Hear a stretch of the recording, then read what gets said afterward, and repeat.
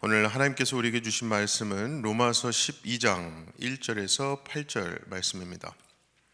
신약성경 256쪽에 있죠. 로마서 12장 1절에서 8절입니다.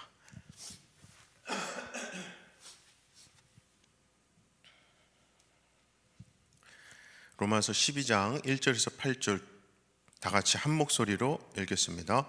형제 자매 여러분, 그러므로 나는 하나님의 자비하심을 힘입어 여러분에게 권합니다. 여러분의 몸을 하나님께서 기뻐하실 거룩한 산 제물로 드리십시오. 이것이 여러분이 드릴 합당한 예배입니다. 여러분은 이 시대의 풍조를 본받지 말고 마음을 새롭게 함으로 변화를 받아서 하나님의 선하시고 기뻐하시고 완전하신 뜻이 무엇인지를 분별하도록 하십시오.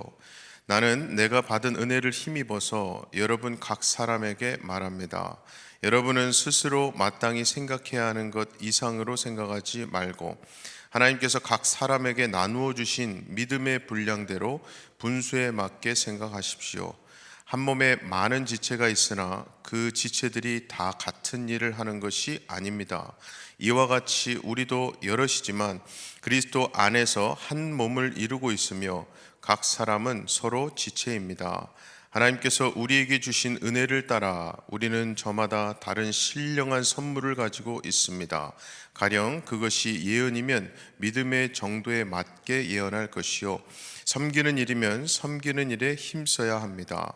또 가르치는 사람이면 가르치는 일에, 권면하는 사람이면 권면하는 일에 힘쓸 것이요, 나누어 주는 사람은 순수한 마음으로, 지도하는 사람은 열성으로, 자선을 베푸는 사람은 기쁜 마음으로 해야 합니다. 아멘. 16개 장으로 구성된 로마서는요, 크게 1장에서 11장 그리고 12장에서 16장 이렇게 두 부분으로 나눌 수 있습니다.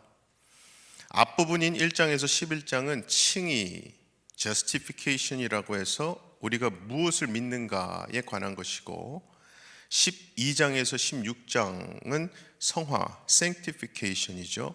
믿는 사람은 이제 어떻게 살아갈 것인가에 대한 말씀입니다. 이러한 맥락에서 오늘 본문 말씀인 이 로마서 12장 시작 부분은 참 중요합니다. 구원의 믿음에 관한 말씀에서 이제 믿음의 삶에 대해서 말씀하고 있기 때문이죠. 그래서 저는 오늘 말씀 제목도 믿음에서 삶으로라고 지어봤습니다. 자, 어쨌든 그래서 오늘 말씀은 한 구절 한 구절, 한 단어 한 단어가 너무나도 중요하고 능력이 있습니다. 자, 먼저 칭의를 말할 때 세트로 오는 말이 있죠. 이신. 그래서 이신 칭의예요. Justification by faith.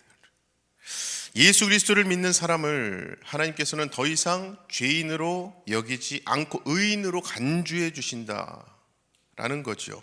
다시 말하면 내가 구원을 받을 만한 자격이 있거나 구원받을 능력이 있어서가 아니라 죄인인 나를 향하신 하나님의 진짜 일방적인 사랑, 신비한 구원의 능력이 나를 살려주고 나를 의롭게 여겨주셨다는 의미죠. 이 구원의 진리를 신학적으로 잘 설명해 나가던 바울은 그래서 인간이 더 이상 이해할 수도 없는, 설명할 수도 없는 그 신비한 사랑과 은혜를 놓고서 이렇게 고백했던 거예요. 본문 바로 앞에였어요. 로마서 11장 33에서 36절에 하나님의 부유하심은 어찌 그리 크십니까? 하나님의 지혜와 지식은 어찌 그리 깊고 깊으십니까? 그 어느 누가 하나님의 판단을 헤아려 알 수 있으며 그 어느 누가 하나님의 길을 더듬어 찾아낼 수 있겠습니까? 누가 주님의 마음을 알았으며 누가 주님의 조언자가 되었습니까? 누가 먼저 무엇을 드렸기에 주님의 담례를 바라겠습니까? 만물이 그에게서 나고 그로 말미암아 있고 그를 위하여 있습니다. 그에게 영광이 세세에 있기를 빕니다. 아멘. 그리고 이어지는 오늘 본문이 로마서 12장, 앞서 11개 장에서 나타난 하나님의 그 신비한 사랑을 깨달은 사람은 이제 어떻게 살아야 할지, 즉 성화에 대해서 지금 그래서 말씀하고 있는 거예요. 그래서 오늘 본문이 그러므로라는 접속사로 시작하고 있지요. 1절, 형제자매 여러분, 그러므로 나는 하나님의 자비하심을 힘입어 여러분에게 권합니다. 여러분의 몸을 하나님께서 기뻐하실 거룩한 산 제물로 드리십시오. 이것이 여러분이 드릴 합당한 예배입니다 해요. 여기서 먼저 바울은 하나님의 자비하심에 대해서 말씀합니다. 여러분, 원래 인간의 자비에는요, 당연히 한계가 있습니다. 조건이 있어요. 하지만 하나님의 자비하심은 어떻습니까? 만약에 하나님의 자비하심에 한계가 있다면 오늘날 저와 여러분은 어느 누구도 살아있을 수 없죠. 하나님께서 택하신 백성 이스라엘의 역사만 보더라도 이스라엘은요, 하나님을 정말 끊임없이 배반했습니다. 좀 전에 여기서 읽은 말씀, 배반에 대한 말씀인데 얼마 지나지 않아 또 나오고 보면서 내가 지금 다시 잘못 보고 있는 건가 싶을 정도로 성경에는 꾸준히 나와요. 그들의 배신 이야기가 말입니다. 그들은 하다 못해서 하나님의 외아들 예수님까지도 모욕하고 십자가에 못 박지 않았습니까? 그럼에도 불구하고 하나님은요, 이스라엘을 내치지 않으셨어요. 그렇게 하나님의 자비하심은 정말 오래 참으심, 인내하심입니다. 또한 하나님의 자비하심은 모든 사람을 구원에 이르게 하는 자비인데, 율법의 행위, 율법의 기준으로는 결단코 하나님 앞에서 의롭다 하심을 얻을 수 없는 자들에게 오직 예수 그리스도를 믿는 믿음으로 의롭다 하심을 얻게 하신 자비하심이에요. 자, 이러한 하나님의 자비하심을 바탕으로 바울은 지금 로마 교인들에게 권하고 있어요. 영어 성경이 그 urge입니다. 더 강력하게 촉구하고 있죠. 이것은 그들뿐만 아니라 주님을 믿는 공동체라면 그 모두는 하나님의 그 자비하심을 따라 그로 인해 서로에게 권해야 한다, 촉구해야 한다는 것인데, 무엇을 권하는가? 여러분의 몸을 하나님께서 기뻐하실 거룩한 산 제물로 드리십시오라는 거예요.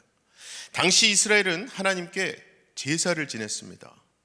그 제사에는 당연히 동물이나 곡물과 같은 제물이 있어야 하는데, 그 제물은 거룩하신 하나님께 드리는 것이기 때문에 당연히 정결하고 흠이 없어야 합니다.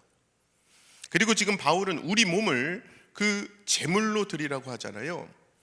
그렇게 우리 몸이 하나님께서 기뻐하시는 거룩한 제물이 되기 위해서는요, 똑같은 원리예요. 정결하고 흠이 없어야 합니다. 몸이 정결하고 흠이 없어야 한다는 의미는 내 뜻이나 내 주장, 내 의지를 모두 비운 상태를 의미하거든요. 이게 이런 겁니다. 우리는 삶 속에서 우리의 부족함을 채우기 위해서 예배 드리는 거 아닙니다. 제사에 바쳐진 동물들이 모두 다 죽었듯이 예배는요, 나를 죽이는 시간이죠. 예배를 통해 내가 죽어야 합니다. 말씀 안에서 내가 온전히 죽어야지만 말씀 안에서 우리는 살 수 있죠. 그런데 지금 바울은 우리 몸을 산 제물로 드리라고 말씀합니다. 이것은 곧 우리의 삶 자체가 하나님께 드려지는 산 제물이어야 한다는 거예요.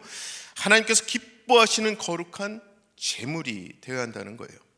그게 바로 이것이 여러분이 드릴 합당한 예배입니다 라는 그 말씀의 의미입니다.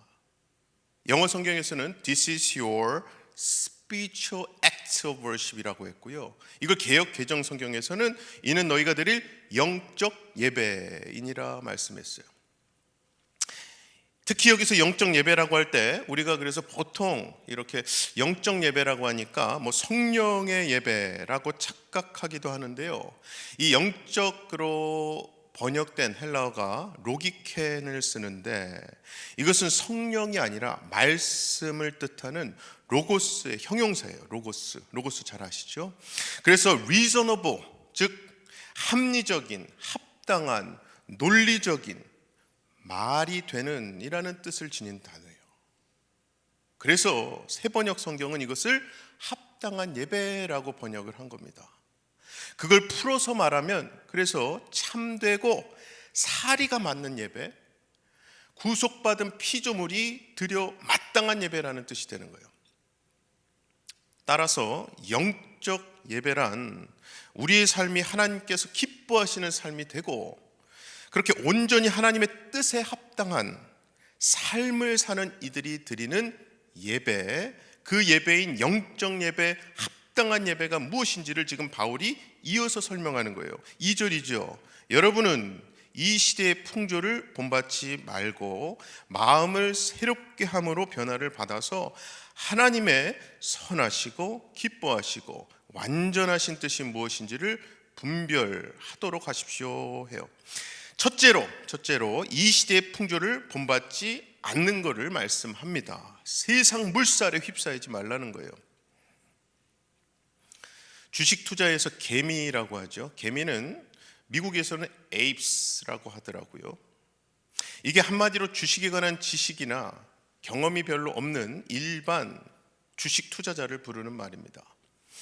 이 개미 투자자들의 가장 큰 특징은 증시에 대한 지식이 부족하기 때문에 다른 사람의 의견이나 그 흘러가는 그래프만을 보고 쫓아간다는 거죠.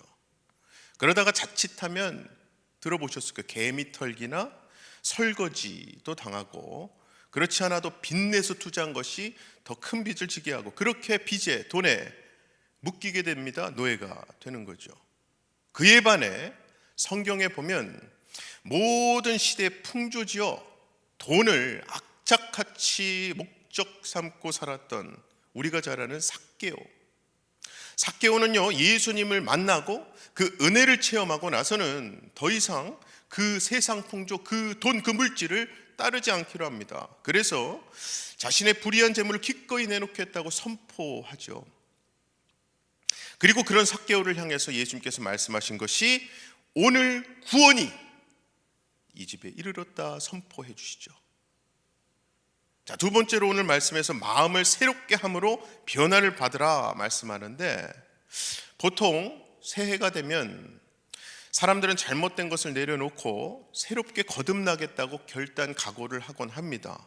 그런데 대부분은 정말 작심삼일로 그치는 때가 많죠. 금연하겠다고 결심했다가 실패하고, 다이어트 결심했다가 3일은커녕 하루를 못 버텨요. 여러분, 아무리 내가 새롭게 변화하겠다고 결단한다고 해서 내가 정말 새롭게 될 수 있는가? 없더라는 거죠. 물론 의지가 강한 사람은 금연 성공할 수 있을 거예요.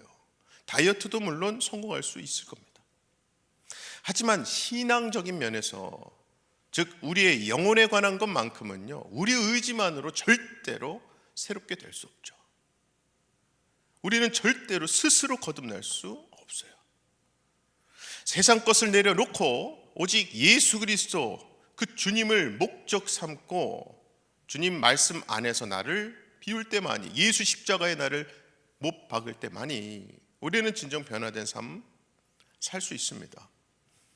마지막 세 번째로 하나님의 선하시고 기뻐하시고 완전하신 뜻이 무엇인지를 분별하는 삶을 살라는 거예요. 정말 우리 인생이라는 길에서 우리는 선택의 기로를 놓고 고민하는 경우가 참 많습니다. 그 길에서 그때에 우리가 하나님의 뜻을 어떻게 할 수 있을까요? 그 선택이 선한 것인가 아니면 부정한 것인가 구분하면 되겠죠. 그래서 그 선택에 하나님의 기뻐하심이 있는가 아니면 내 욕심을 채우기 위한 것인가 구분해 보시면 될 거예요. 그리고 나서 가장 중요한 거죠. 내가 택한 그 선택이 선한 것이고 하나님께서 기뻐하시는 일이라면 그때는 이제 우리가 최선을 다해야죠. 자, 그리고 이제 바울은 계속해서 3절 뒷부분에 여러분은 스스로 마땅히 생각해야 하는 것 이상으로 생각하지 말고 라고 하는데, 이게 한마디로 자기 자신을 과대평가하지 말라는 겁니다. 정말 자신을 과소평가하는 것도 문제이지만은 자신을 과대평가하는 것도 문제예요. 자칫하면 이게 현실에 만족하지 못하거나 하나님과 사람들 앞에서 자기 의의를 드러낼 수 있기 때문에 그래서 조심하라는 거죠. 자, 그렇다면 우리가 이제 어떻게 처신해야 하는가? 아까 말씀에 이어서 하나님께서 각 사람에게 나누어 주신 믿음의 분량대로 분수에 맞게 생각하십시오. 자, 여러분, 모든 사람에게 믿음, 동일한 믿음을 하나님은 주셨습니다. 중요한 것은 사람마다 하나님께서 주신 믿음을 얼마나 의지하고 얼마나 붙드는가가 달라요. 그래서 오늘 바울이 말씀에서 각자 처한 상황에서 하나님께 주신 믿음의 분량대로 분수에 맞게 생각하라고 한 이유는요, 성화, 믿음대로 사는 이 삶의 과정이 사람마다 다 다르기 때문이라는 거예요. 그래서 4절 5절에 보면 한 몸에 많은 지체가 있으나 그 지체들이 다 같은 일을 하는 것이 아닙니다. 이와 같이 우리도 여럿이지만 그리스도 안에서 한 몸을 이루고 있으며 각 사람은 서로 지체입니다. 정말 우리는요, 각자 다른 삶의 자리에서 살고 있고 각자 다른 능력을 지닌 자들로서 우리가 이렇게 모여서 그리스도의 몸을 이루고 있죠. 그렇게 그리스도 안에서 한 몸이 된 우리는 그래서 제일 먼저 주님께서 주신 능력이 서로 다름을 인정해야 합니다. 그래서 이어지는 6절에서 8절 말씀은 우리가 그리스도의 몸을 이루고 있는 이 지체인 우리가 각자 주님께서 허락해 주신 삶의 터전에서, 현실에서, 현장에서 주님께서 주신 그 서로 다른 능력이죠. 말씀을 전하거나 섬기는 일, 가르치는 일, 권면하는 일, 나누어 주는 일, 자선 베푸는 일 등등 주님께서 주신 믿음의 분량대로 해 나가는 거예요. 사랑하는 우리 성도 여러분, 오늘 본문 말씀을 통해서 우리는 참 신묘막측하신 하나님의 은혜를 입은 우리가 어떤 삶을 살아야 할지에 대해서 한번 나눠봤습니다. 그것은 한마디로 세상 것을 내려놓고 오직 예수님을, 주님을 목적 삼고 주님 말씀 안에서 나를 비우는 거예요. 그게 바로 하나님의 은혜를 입은 우리가 드릴 수 있는 영적 예배, 합당한 예배라는 거예요. 그래서 요즘 우리가 사순절을 지내며 로마서 성경 필사를 하고 있는 것이 참 중요한 것 같습니다. 세상 물결에 휩쓸리지 않고 그 물결 따라 살지 않고 하나님 말씀 더 붙들고 의지하는 삶에 있어서 우리가 실천할 수 있는 것 중에 하나이기 때문이죠. 아무쪼록 사순절도 여러분 이제 제2의 수요일로 시작된 사순절이 벌써 5주째, 5째 주가 되는 오늘 하나님께서 우리에게 주신 이 말씀이 우리 삶과 심령에게 예수님만을, 주님만을 목적 삼게 되기를, 그래서 세상 물결에도 휩쓸리지 않고 말씀의 반석 위에 굳건하게 서시는 저와 여러분의 하루 되시기를 주님의 이름으로 간절히 축원합니다.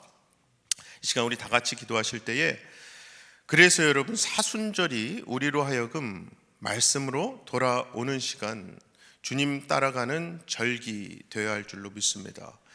내 삶 가운데도, 우리 가정 가운데도 그게 참 중요해요. 우리 교회로서도 너무나 중요한 사순절입니다. 여러분, 우리 교육부 아이들도 각 부서별로 정말 실천사항을 놓고 십자가에서 혹은 삶의 어떤 캘린더를 놓고 하나하나 실천하는 거 다 지금 연습하고 실천해 가고 있어요. 이 절기가 하나님께서 기뻐하시는, 아까 우리 거룩한 산 제물로 드리는 예배자로서의 삶, 하나님께서 기뻐하시는 우리 각 가정의, 교회의 모습들, 행위들, 삶이 되게 해달라고 우리 다 함께 기도하겠습니다. 사랑의 아버지 하나님, 감사합니다. 사순절에 벌써 5째 수요일을 우리에게 허락하시고 이 새벽, 이 아침을 하나님께 온전히 예배로, 기도로 올려드리게 하시니 감사합니다. 우리 삶 가운데 예배드리는 시간, 기도하는 시간만이 하나님께 드려지는 제사가 아니라 우리 삶의 모든 언행이 이루어지는 곳, 내가 살아 숨쉬는 그곳, 내가 잠들고 내가 눈물 짓고 내가 앉아있고 서있고 하는 모든 곳과 때가 하나님께서 다 무소부지하신 하나님이 바라보고 계시고 그것을 통해 기뻐하시고 때로는 함께 눈물을 흘리시는 그러한 예배와 제사의 삶인 줄로 믿습니다. 그리하여 우리로서는 기도를 안 할래 안 할 수가 없는, 정말 하나님만을 의지해야 되는, 예수 그리스도만을, 주님만을 목적 삼아야 하는 삶인 줄로 믿습니다. 오늘도 그 삶 실천하기 위해 사순절의 이 다섯째 수요일날 우리가 나왔사오니 하나님께서 우리로 하여금 다시 말씀 앞에, 십자가 앞에 우리를 내려놓는 삶, 무엇보다 예배를 드릴 때마다, 기도할 때마다 나 자신을 비우는 것이, 십자가에 나를 못 박는 것이, 내 의가 스물스물 언제든 살아 올라오는 것들이 다 내려지게 하시고, 예수 그리스도의 십자가 못 박게 하시고, 또 보혈로 씻김 받게 하시는 역사가 우리 삶 가운데 있게 하여 주시옵소서. 특별히 우리 아이들 사순절에 하루하루를 실천해 가며 십자가에, 또 사순절 달력에 체크해 나아가고 있습니다. 그 실천하는 손길과 이 입술을 하나님께서 주장하셔서 실천하는 손길 속에서는 하나님을 향한 사랑과 믿음의 고백이 손길을 통해 나오게 하시고, 입술을 통해서는 하나님께 감사의 기도가, 또 엄마 아빠를 향한, 형제자매와 친구들을 위한 건강과 공부와 또 하나님께서 복주심에 대한 기도가 흘러 나올 수 있는 우리 아이들의 입술이 되게 하여 주시옵소서. 사랑의 아버지 하나님, 참 감사합니다. 하나님 은혜로 벌써 2023년도의 사순절 다섯 번째 수요일 아침을 우리에게 허락해 주셔서 참 감사합니다. 하나님 은혜로 우리 교회로서는 세례 입교 교육도 이루어지고 있고, 또 생명의 삶, 새로운 삶과 같이 하나님 말씀 가운데, 말씀에서 삶으로 이어지는 것을 실천하고 배워가는 과정도 이루어지고 있으며, 무엇보다도 사순절을 통해서 우리가 로마서 말씀, 어떻게 보면 구원과 십자가 복음에 있어서 너무나도 중요한 뼈대와 같은 말씀, 우리가 필사해 나가는 이 모든 과정들이 하나님께서 우리를 향한 이 생명과 이 복음의 회복의 이 목적을 갖고 허락해 주신 과정인 줄로 믿습니다. 우리도 오늘 이 말씀 붙들고 순종할 때에, 우리가 기도 시간에, 또 이 예배 시간에, 또 삶의 곳곳의 현장과 장소와 때에서 하나님께 내 자신 내려놓게 하시고, 죄된 모습, 죄된 속성들 고백하고 인정하고 하나님 의지하고 나아가는 기도자, 예배자의 삶이 될 때에 하나님께서 우리로 하여금 거룩하고 흠이 없게 하시는 예수님의 덧입은 하나님의 자녀요 제사로서 흠양하시는 예배, 우리의 삶이 되게 하여 주시옵소서. 특별히 우리 아이들 하나님 은혜 가운데 사순절을 정말 말씀을 실천해 나아가는 삶을 연습하고 또 실천해 나가고 있습니다. 그 사순절 달력과 사순절 십자가의 모양에서 하나하나 체크해 나가고 스티커 붙여가는 그 아이들의 손길을 축복하시고, 무엇보다 아직 깊은 의미를 모르고 실천하는 아이들일 수 있지만은 그 실천의 기억이 그들의 믿음의 삶에 있어서 너무나 중요한 믿음의 디딤돌, 믿음의 기둥이 될 수 있도록 하나님 우리 교육부 아이들 축복하여 주시옵소서. 오늘도 하나님 의지하는 하루, 하나님께서 기뻐하시는, 흠양하시는 거룩한 제사로서의 우리의 삶이 되게 할 줄 믿사옵고 예수 그리스도의 이름으로 기도합나이다. 아멘. 하늘에 계신 우리 아버지여, 이름이 거룩히 여김을 받으시오며 나라의 임하옵시며 뜻이 하늘에서 이룬 것 같이 땅에서도 이루어지이다. 오늘날 우리에게 일용할 양식을 주옵시고, 우리가 우리에게 죄 지은 자를 사하여 준 것 같이 우리의 죄를 사하여 주옵시고, 우리를 시험에 들게 하지 마옵시고 다만 악에서 구하옵소서. 나라와 권세와 영광이 아버지께 영원히 있사옵나이다. 아멘.